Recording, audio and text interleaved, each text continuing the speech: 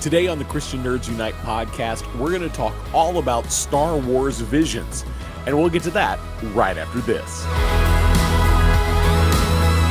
I've been using Coinbase.com and the Coinbase app for cryptocurrency for about 2 years now, which makes it really easy and safe to buy, sell, and store digital currency like Bitcoin and Ethereum.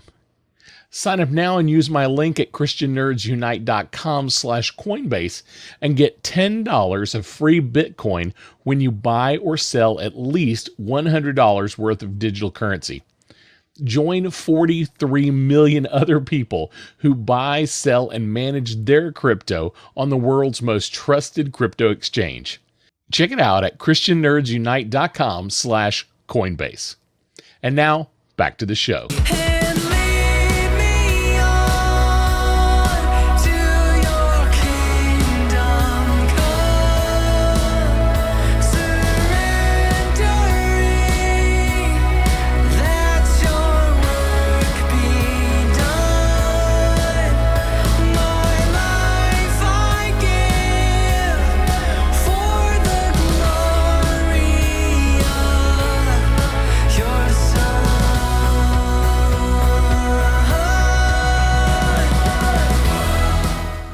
This week, I wanted to talk all about Star Wars Visions and give you my first impressions, as well as maybe give you a reason to check it out if you haven't decided whether or not it's something you're going to watch. But before we get started, I do want to share some scripture with you that I think might be relevant. Let's start with Psalm 68, 4-6. Sing to God, sing in praise of his name. Extol him who rides on the clouds. Rejoice before him, his name is the Lord. A father to the fatherless, a defender of widows, is God in his holy dwelling. God sets the lonely in families. He leads out the prisoners with singing, but the rebellious live in a sun-scorched land. And Romans 8, 15-17.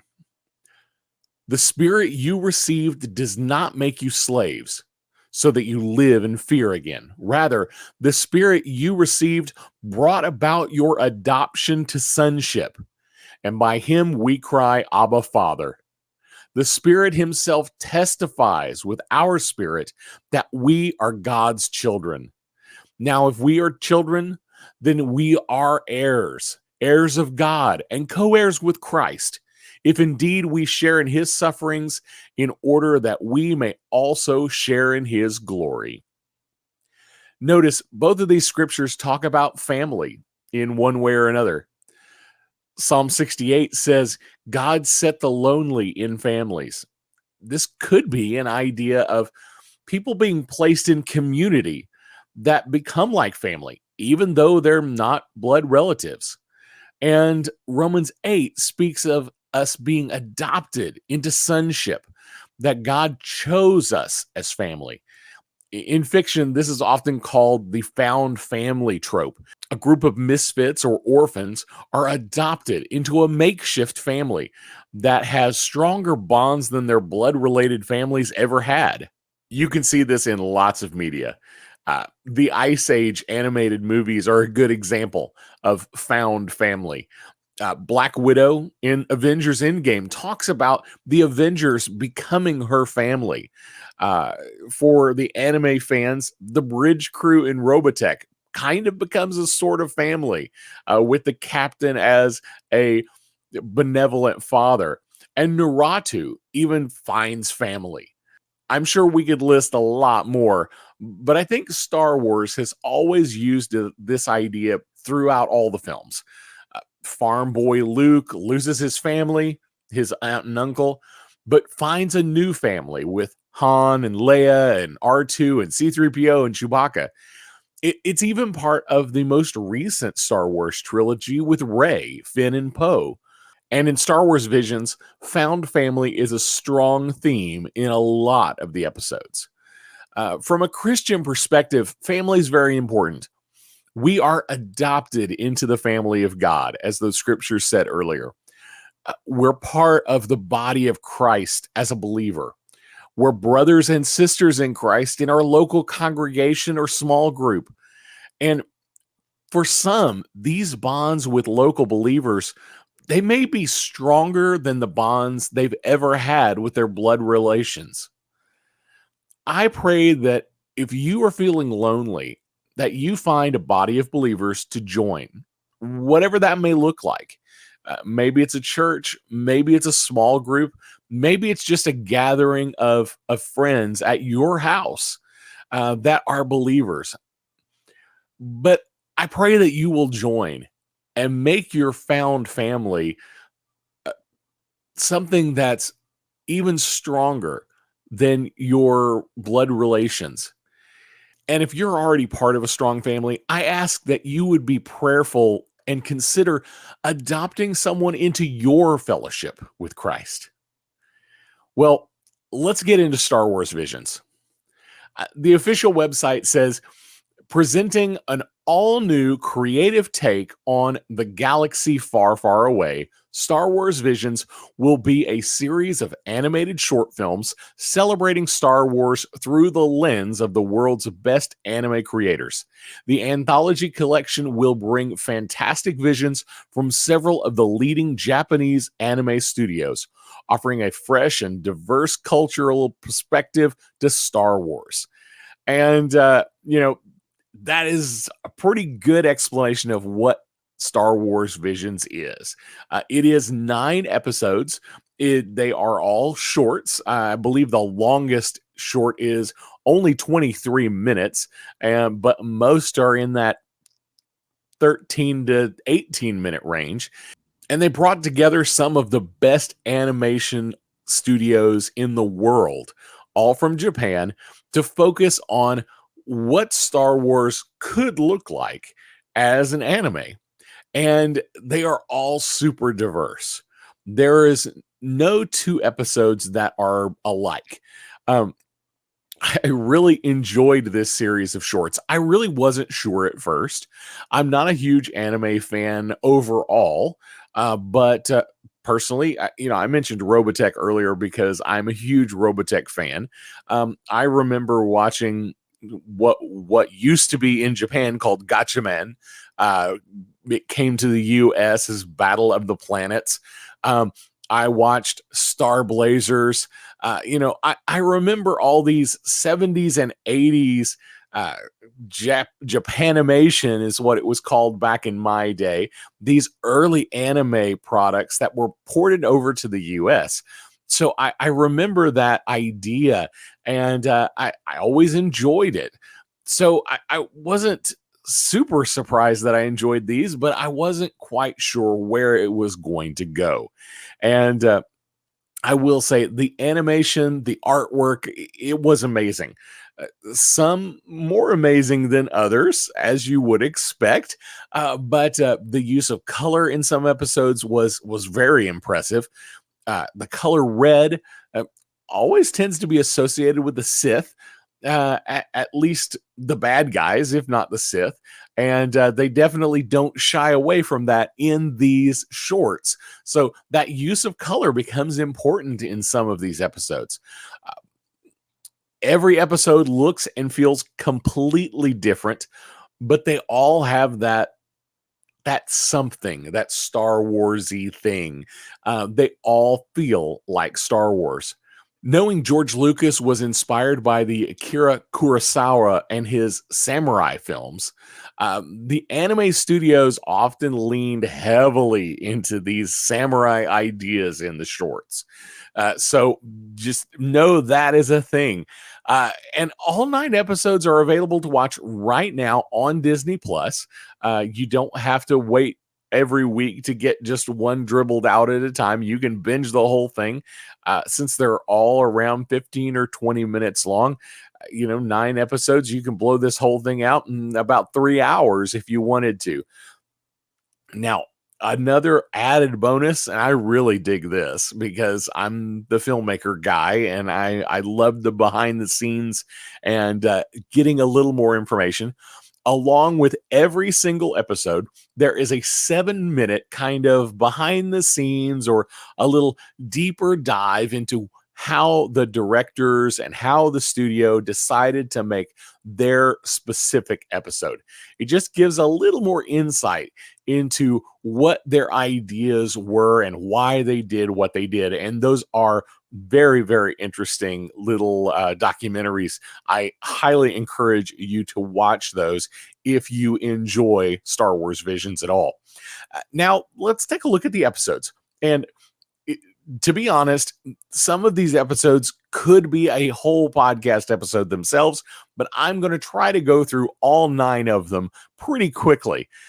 So, this is your spoiler warning. There may be some spoilers here.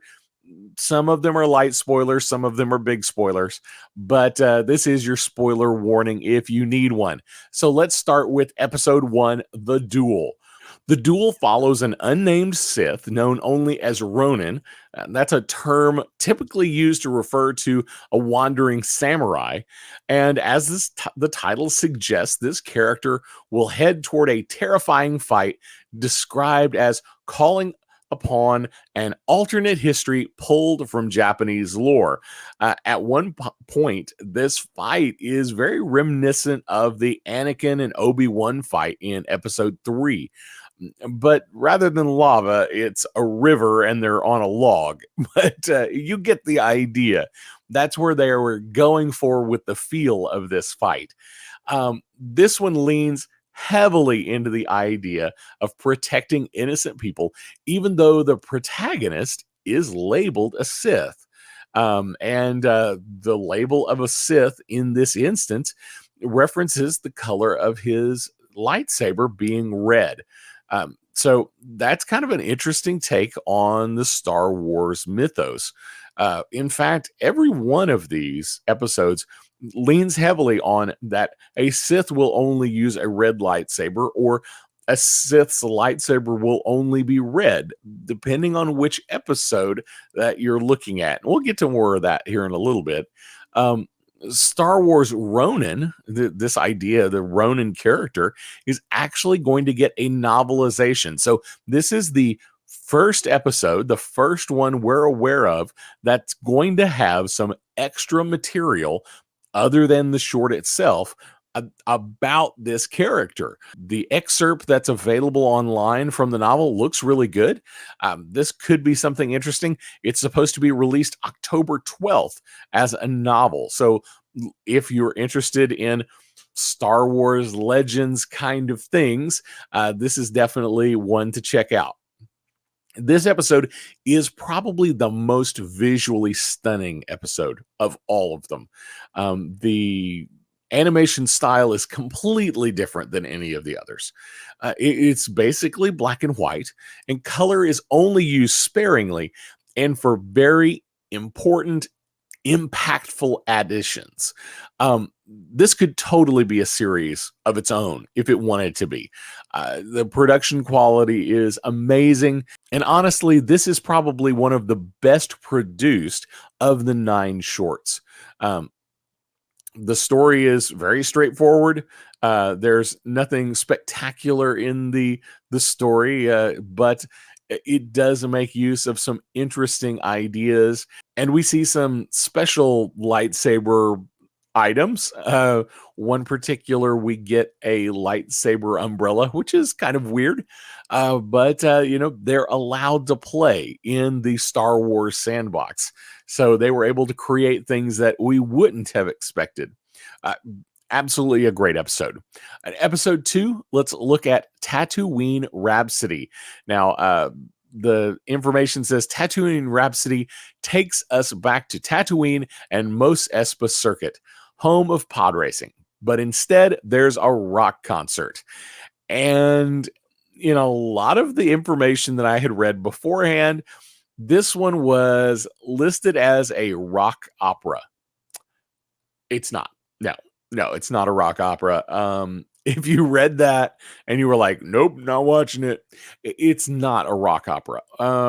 Rock opera implies that it's more like a musical where people break into song for no apparent reason other than that the particular situation they're in right now needs to be described using song. and that's not what happens in this episode. It is a rock concert. We do hear songs, but the rock songs really only happen when the band is playing a concert. Or so it's not a rock opera. I don't know why they tried to call it that. It's just not. It does definitely have the most rock music style music of any of these shorts. I will say most of the shorts have very Star Wars-esque music, very grand, very orchestral. Some episodes more so than others, but this one is probably the least Star Warsy music wise. And we get to see lots of little cutaways to people watching the concerts from around the world. So we get a cutaway to, since it's Tatooine, we get a cutaway to the bar from episode 4, and the band from episode 4 watching this band play on a hologram. So that's kind of a fun little Easter egg. This one does star Joseph Gordon-Levitt as well as Bobby Monahan in the English dubs. This story will also include appearances from Jabba the Hutt and Boba Fett. So that's kind of a fun little thing that we get to see. This story definitely leans into the found family aspect of the band, and standing up for that family in the face of danger. It's a fun episode. It's pretty cartoony. The feel of the artwork is. It's a story that kind of wraps everything up at the end. And I believe this is actually the only episode that we don't see a lightsaber drawn. Could be wrong, but I'm pretty sure I'm right about that. I would actually have to go back and watch all 9 again just to make sure. But everything's kind of wrapped up with a bow at the end of this episode.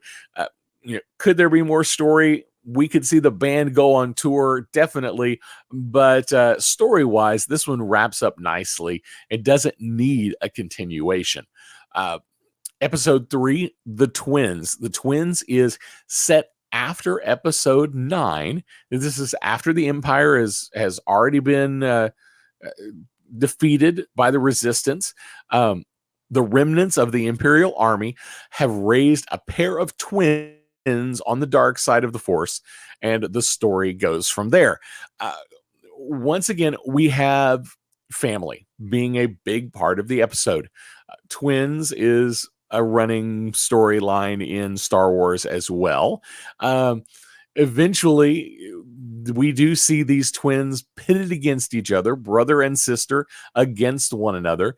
Again, we find a Sith on both sides. So we have a bad guy, girl in this case, and a Sith as the protagonist, as they do battle with each other. This one is by far probably the most classic contemporary anime style. If you grew up watching anime in the 2000s, you will feel right at home with this episode. This one does end with a bit of a cliffhanger in the story. For sure, there is a continuation that could and probably should be explored here. Now let's look at episode 4, The Village Bride. Now, The Village Bride is centered around a wedding on an unknown planet with an action-packed results. There's not actually that much of a ceremony. It talks about a wedding, but we don't see the pomp and circumstance really. We're kind of seeing this ceremony through the eyes of 2 outsiders, as well as through the eyes of the bride. But there are some nice moments here. This is probably the slowest of the episodes, but then it wraps up really quickly at the final battle. Once again, we do see family play into this heavily. We see a girl who is sacrificing herself for her grandfather who leads the tribe, and her sister who wants to resist the off-world overlords that have been oppressing them. The animation is solid, but not striking. like some of the others. It's a nice filler episode, but it doesn't feel like it could really lead to much more. We do see the Jedi that saves the day kind of fly off into the sunset of, as so to speak. But it doesn't feel like there should be a continuation to this story. And at least, even if there was, we would follow the Jedi and we wouldn't follow the bride or the tribe. So definitely a good little story, a good Star Wars story, but not much more than that to this episode. But it's solid overall. Now let's look at episode 5, The Ninth Jedi. The Ninth Jedi was originally intended to be a two-parter. So it's one of the longest episodes. It may be the longest episode, actually. It's also set after Rise of Skywalker as a sort of epilogue, exploring the future of the Jedi Knights after the fall of the New Order. Now, watching this episode, it does feel like it's not just after Rise of Skywalker, it is probably centuries after Rise of Skywalker. And a lot of the Jedi things have been lost. And this is probably my favorite storyline from the entire series. Not necessarily my favorite animation style, but my favorite storyline. Once again, family comes into play heavily as we meet a father who makes lightsabers illegally. And so it's illegal in this universe to make lightsabers at this time. And his daughter, who helps mine for kyber crystals using rocket propelled trebuchets. That's so bizarre to even say, but it's really cool looking. And it is definitely an anime kind of thing. This is just the kind of thing an anime studio would come up with that probably an American Star Wars writer wouldn't. We see her father captured, and eventually she is adopted into a new family as the Ninth Jedi. This has a great kind of standard anime style. It looks really great. If you watched Robotech back in the 80s, this is going to feel that way with a little more updated technology wise. But the use of color is interesting, saying that the lightsabers were designed specifically to change color based on the wielder. And we see this early on in the episode as the girl picks up one of the lightsabers and it has no color. It's still a lightsaber. It's still completely usable, but it doesn't have a color. And as she grows in strength with the Force, we see the color of her lightsaber appear. So it's kind of a cool little trope that they've added. This color revealing the power or the mentality of the Jedi wielding it also reveals hidden Sith, as some of them pick up lightsabers for the first time. Because in this world, in this galaxy, in this universe, so to speak, none of the current Jedis have lightsabers, and very, very few people know how to make them. And the Jedi themselves don't know how to make them. So they have to acquire them. So this is an interesting idea that as they pick them up, they ignite the lightsabers, and several of them are actually Sith in disguise. That is a big twist in this episode, because early on you think the whole thing is a trap, but in reality the trap is kind of set for the Sith. This story definitely lends itself to more adventures in the search for her father, with the 9 Jedi that arrive and that get together at the end. I would love to see more of this story. I think it could be really, really good. This is the kind of story that Star Wars animation is really good at telling. I think it could be great. Episode 6, TOB1 or 2B1. So we've got this name, TOB1 or 2B1. TOB1. So we've already got Obi-Wan in the name of the title of the show, well, that's also the title of the main character. This one definitely has the art style, and the characters are very reminiscent of the Astro Boy cartoon way back in the day. Uh, it's a feel-good story. It's the beginning is very lighthearted and fun, but it definitely takes a darker turn about midway into the episode. Uh, Now, this is definitely a Pinocchio story. Father makes a son, in this case, a robot. Uh, so once again, it's about family. And then the robot wants to be a Jedi, uh, and basically becomes one in the end. I'm a real boy kind of story. And even the father, as a force ghost, later on, reveals that the true name of T Obi-Wan is Toby. Uh, so it is kind of a fun little Pinocchio story with some dark twists. I'm not a fan of this art style necessarily, but it was interesting, and it definitely fit the story properly. It is much different than the rest, and but I don't feel like this story could go much further. Uh, could we see Toby's adventures? Yes. Do we need to? I don't know that we need to. Uh, the story itself kind of wraps itself up, and because we see the entire progression of Toby, we see Toby as wanting to be a Jedi, but he isn't. Then we see Toby become a Jedi and fulfill his destiny, and that kind of wraps up the story. Let's look at episode 7, The Elder. The Elder is considered a prologue, um, showing the events before the Phantom Menace. It follows a Jedi and a Padawan as they encounter a mysterious foe called the Elder. Uh, David Harbour of Marvel and Stranger Things fame is one of the voice actors in this episode. So, this is a very straightforward Star Wars story. Jedi finds out about a Sith, and he and his Padawan go to fight him. But in a little bit of a reversal from most Star Wars movies, in most Star Wars movies, we see the master fail in some way, or the master allow himself to fail, depending on how you look at it, and then the Padawan eventually overcoming the bad guy.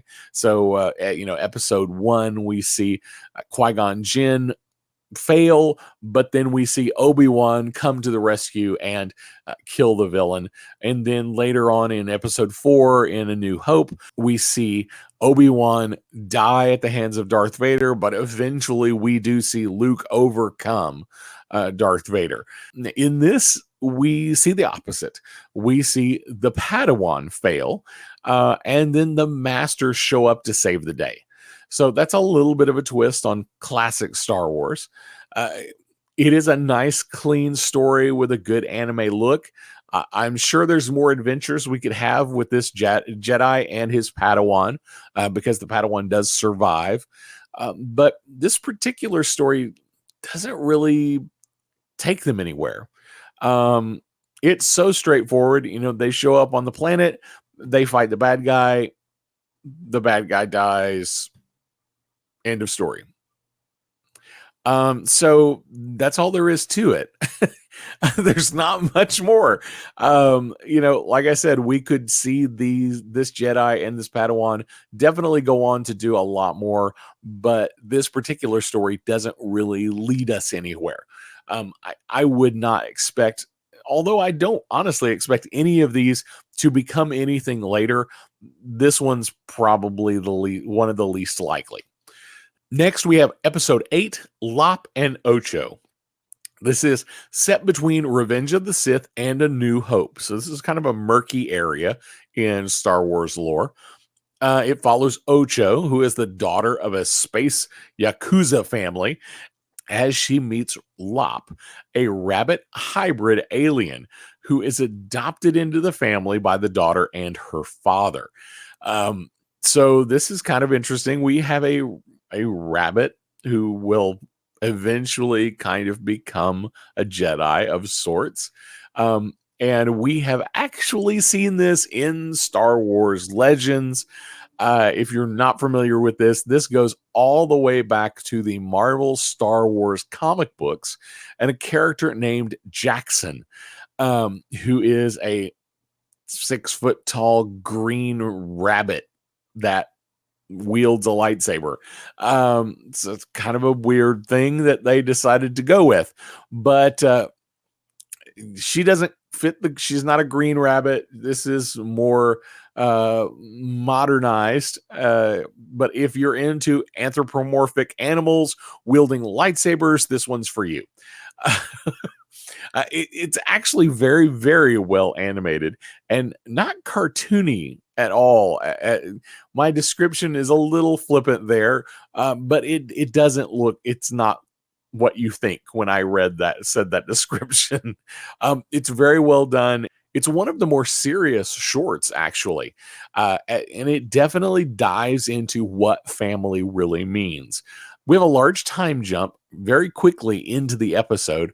We find the father and daughter now grown, at odds over the legitimacy of the imperial control of their planet and what they should do about it. Where the daughter feels like the empire is proper and is doing the right thing, and the father feeling like they should oppose the empire. So after Ocho chooses the empire, we see the father turn to the adopted daughter, Lop, the rabbit hybrid, and give her the family sword, which of course is a kind of lightsaber. And we get to see an epic battle between sisters. This was really a great story, very, very well done, with a bit of a cliffhanger ending, meaning that the battle doesn't quite come to a full conclusion, and we definitely could see this lead to more stories if someone wanted to make them, since we don't see a resolution between the sisters. Now, I mentioned those 7-minute documentaries about each episode. In the documentary for this particular episode, the director suggests that in his mind, one day the sisters would reconcile. He doesn't go into what this would mean, but just the idea that he sees them reconciling makes me kind of want to see what that would look like. And with this particular episode, it was very, very well done. It could really work for future episodes if they wanted to go there. Finally, episode 9, Akakiri. One of the descriptions that has been given for this particular episode is, it could fix the most frustrating part of the Jedi lifestyle, the disavowal of commitment. Could this love story have an end so tragic it changes the way the Jedi think about love and marriage? I think that's a little misleading, but I get the idea they were going for. One of the nice things about this particular episode is we do get George Takei coming into the Star Wars universe as a voice actor. So that's kind of fun. Star Trek and Star Wars meeting together through animation. This was an interesting episode. It was not my favorite by far, for a few reasons, and I'll get into those in just a few moments. But here are some things you should know about this episode first. Many have pointed out that this is a similar story to Hidden Fortress. That is a Kurosawa film, but this one has a little bit different ending. And basically, it's a love story between a samurai and a princess and their difficult journey. And we see that kind of picture in this episode. Another important thing to be aware of is the name of this episode, the title, Akakiri. It basically translates into red mist. So if you've ever heard the term, I feel the red mist coming upon me, or something like that, color definitely plays into this particular episode. as we see our Jedi protagonist, who is guarding the princess, gradually succumb to the red mist of the Sith. And colors of the animation actually become more and more red in the Jedi's world as the ending comes to a complete red tone. So, why do I not care for this particular episode? Some will say this is a great episode because of the dark tone and because of the ending being so different than everything else. Um, Here's my take. Number one, I don't think every ending has to be unique and different in order to be good.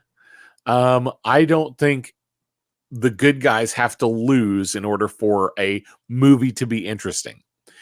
I like my heroes to be heroic. And this story is very much about a Jedi slowly devolving. In the end, the only way to save the one he loves is to turn to the dark side. He apparently has no choice. And this is where it goes to, the idea of, does this explain why the Jedi don't get married, why they don't hold attractions? The idea that this one Jedi, to save the princess, to save her life, becomes a Sith. I get where you're going with that idea. I don't think this sells that idea really well.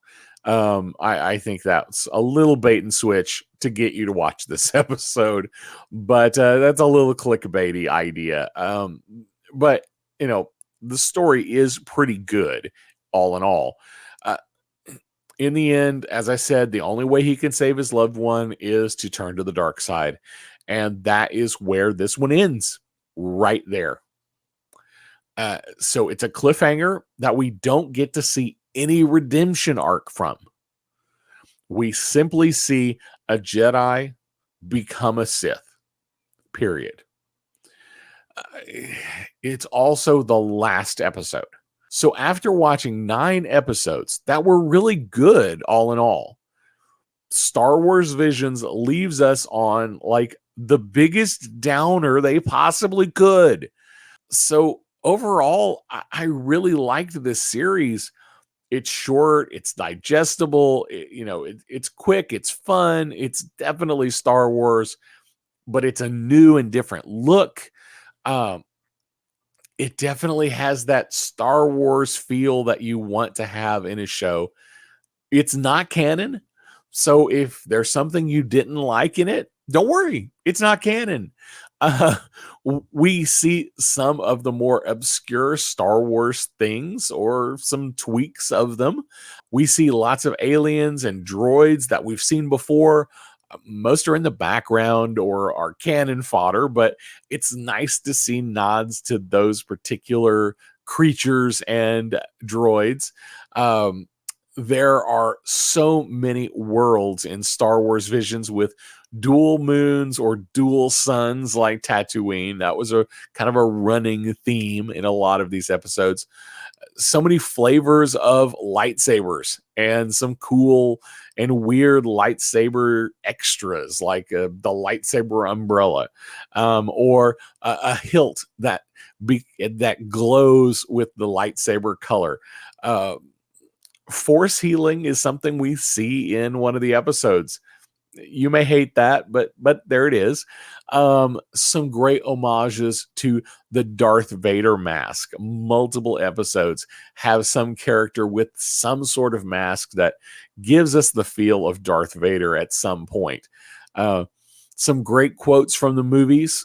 And I'm pretty sure every episode had someone saying, I have a bad feeling about this, which is kind of fun to listen for. Too many Easter eggs to mention. And most of them don't smack you in the face.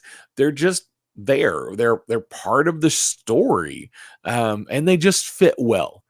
If I could change one thing,